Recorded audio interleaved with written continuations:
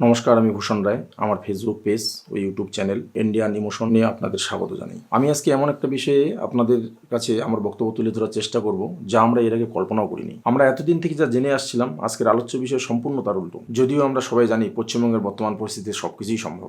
আমরাই দেখেছি ভোটে হেরেও মুখ্যমন্ত্রী হওয়া যায়, ঘুষ দিলেই সরকারি চাকরি পাওয়া যায়, আবার সেই সরকারি চাকরি 7-8 বছর করার পর চলেও যায়। সেই রকমই আজকের এই আলোচ্য বিষয়। আপনারা প্রত্যেকেই জানেন পশ্চিমবঙ্গ সহ ভারতের 12টি রাজ্যে এসআইআর চলছে, যার প্রধান লক্ষ্য হলো মৃত এবং অবৈধ ভোটারদের বাদ দেওয়া, যাতে করে একটা স্বচ্ছ ও নির্ভুল ভোটার তালিকা তৈরি করা যায়।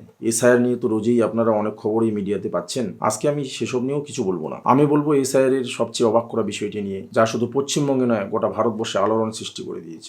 90 এবং বীরভূমে 86, উত্তর 24 পরগনা 82, জলপাইগুড়িতে 56, হুগলিতে 54 এবং দক্ষিণ দিনাজপুর 40টি বুথের কথা বলছি, এবং পশ্চিম মেদিনীপুর 15 এবং উত্তর দিনাজপুর 11, পূর্ব বর্ধমান 9টি বুথে, আলিপুরদুয়ার 3টি, কোচবিহারের 2টি, দার্জিলিংয়ের 2টি এবং তার সঙ্গে কালিম্পংয়ে 1টি, উত্তর কলকাতাতেও 1টি বুথ এবং পশ্চিম বর্ধমানেও 1টি বুথ, 2208টি বুথে। কি এখনো বুঝতে পারলেন না তো আমি কি বোঝানোর চেষ্টা করছি, কি বলতে যাচ্ছি? আমি যেসব খবর দেখলাম ও শুনলাম সেসব যদি ভুল না হয়ে থাকে, তবে পশ্চিমবঙ্গের 2208টি বুথে কোনো মৃত ভোটার ও অন্য জায়গায় ট্রান্সফার হওয়া ভোটারই নেই। অর্থাৎ 2002 সাল থেকে 2025 সাল পর্যন্ত ওই সমস্ত বুথে কোনো ভোটার মারাও যাননি, অন্য কোথাও ট্রান্সফারও হননি। তার মানে কি দাঁড়ালো? 2002 সাল থেকে এখন পর্যন্ত এই 2208টা বুথে ভোটাররা কেউ মারা যাননি। ওনারা কি অমৃত খেয়ে অমরত্ব লাভ করেছেন, নাকি ওই বুথগুলোর সমস্ত ভোটার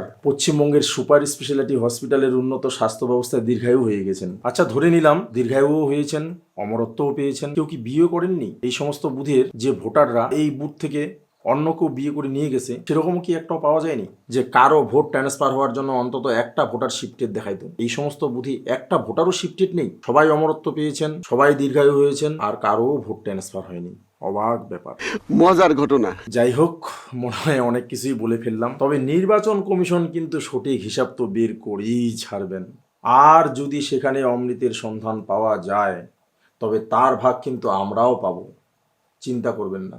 আজকে এতটুকুই। আমার ভিডিও দেখার জন্য সবাইকে অসংখ্য ধন্যবাদ। আমি যদি কোনো কিছু ভুল বলে থাকি অবশ্যই ভিডিওতে কমেন্ট করে জানাবেন। দেখা হবে পরবর্তী ভিডিওতে। ততদিন সবাই ভালো থাকবেন। বাই।